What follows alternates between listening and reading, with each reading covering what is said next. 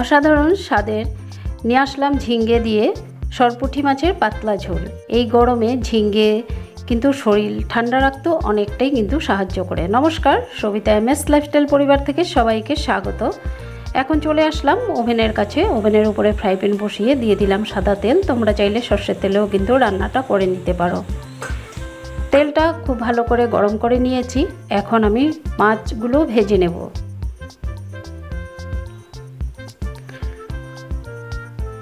তো খুব ভালো করে এপিট ওপিট করে মাছ ভেজে নেব।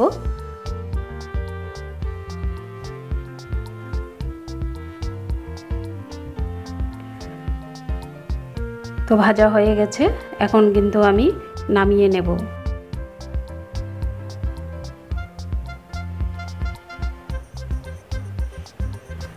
আর যেগুলো বাকি আছে এইভাবে একে একে সব মাছগুলোই কিন্তু আমি ভেজে নেব। ভিডিওটি দেখে যদি ভালো লাগে অবশ্যই সাবস্ক্রাইব করে সঙ্গে থাকবে। সাবস্ক্রাইব করে রাখলে আমি যখনই নতুন ভিডিও আপলোড দেব সঙ্গে সঙ্গে তোমাদের নোটিফিকেশনে পৌঁছে যাবে। সাবস্ক্রাইব করে বেল বাটনটি অবশ্যই প্রেস করে দিবে। আর ছোট্ট করে একটা লাইক দেওয়ার অনুরোধ রইল। তোমাদের লাইকেই কিন্তু আমার ভিডিও করার উৎসাহ বাড়ে। তো এখন আমি আলু ভেজে নিচ্ছি।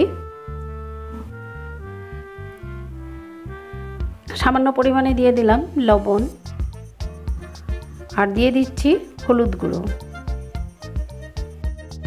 তো খুব ভালো করে লাল করে আলু ভেজে নেব।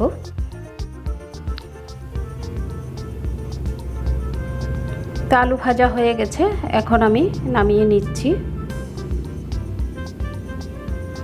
আর ফোড়নে দিয়ে দিচ্ছি গোটা জিরে। গোটা জিরে দিয়ে 1 সেকেন্ডের মতো নাড়াচাড়া করে নিচ্ছি। আর দিয়ে দিচ্ছি 1 টেবিল চামচ পরিমাণ আদা বাটা। আর দিয়ে দিচ্ছি হলুদ। সাথে সাথে হলুদটা দিয়ে দিলে তেলের মধ্যে আদা আর ছিটাবে না। আর কেটে রাখা ঝিঙে দিয়ে দিচ্ছি।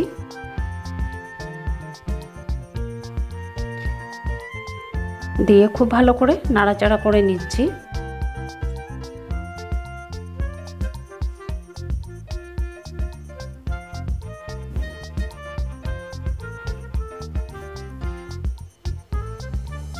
আর একটা ছোট্ট পেঁয়াজ আমি কিন্তু শিলনোড়াতে বেটে দিয়েছি।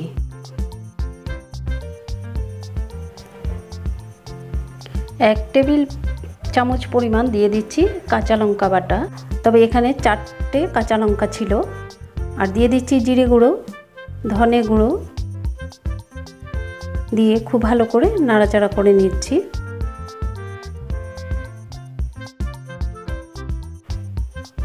তোমরা ঝাল যে যেরকম পছন্দ করো দিয়ে নিতে পারো। আমি কাঁচা লঙ্কা দিয়ে করেছি, তোমরা চাইলে গুঁড়ো লঙ্কা দিয়েও কিন্তু করে নিতে পারো। আর দিয়ে দিচ্ছি ভেজে রাখা আলু। আলু দিয়ে আবারও খুব ভালো করে মশলার সঙ্গে নাড়াচাড়া করে নিচ্ছি। আর দিয়ে দিচ্ছি কাশ্মীরি গুঁড়ো লঙ্কা। এতে কালারটা খুব সুন্দর আসবে, যেহেতু আমি কাঁচা লঙ্কা দিয়ে রান্নাটা করেছি। সামান্য পরিমাণে জল দিয়ে দিলাম। জল দিয়ে আবারও খুব ভালো করে কষিয়ে নিচ্ছি।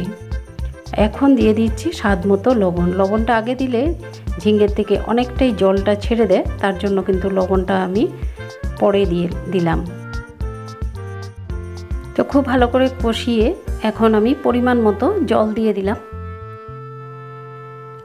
জল দেওয়ার সঙ্গে সঙ্গে কিন্তু কখনোই ঢাকা দিবে না, তাহলে ঢাকার মধ্যেই কিন্তু সমস্ত তেল লেগে যায়। ফুটে ওঠার পর কিন্তু ঢেকে দিলে তাহলে আর তেলটা লাগবে না। 2-3 মিনিটের জন্য আমি ঢেকে দিয়েছিলাম। এখন আমি ঢাকাটা তুলে নিলাম। ঝিঙ্গে আলু খুব ভালো সিদ্ধ হয়ে গেছে। এখন ভেজে রাখা মাছ দিয়ে দিলাম। দিয়ে খুব ভালো করে নাড়াচাড়া করে ফুটিয়ে নিলাম। ঝিঙ্গে দিয়ে সরপুঁটি মাছের পাতলা ঝোল একদম রেডি। এখন আমি গ্যাসের ফ্লেমটা অফ করে আরও 5 মিনিট এইভাবে ঢাকা দিয়ে রেখে দেব। 5 মিনিট পর আমি পরিবেশনের জন্য রেডি করে নিলাম। এই গরমের দুপুরে ঝিঙ্গে আর সরপুঁটি মাছের পাতলা ঝোল এইভাবে বানিয়ে তোমরা রান্না করে খাও। অবশ্যই শরীর মন সব কিছু ভালো থাকবে। পুরো ভিডিও জুড়ে সঙ্গে থাকার জন্য অসংখ্য ধন্যবাদ। আজকের মতো রাখছি, আবার আসবো নতুন একটি ভিডিওর সঙ্গে। সবাই খুব ভালো থেকো, সুস্থ থেকো। নমস্কার।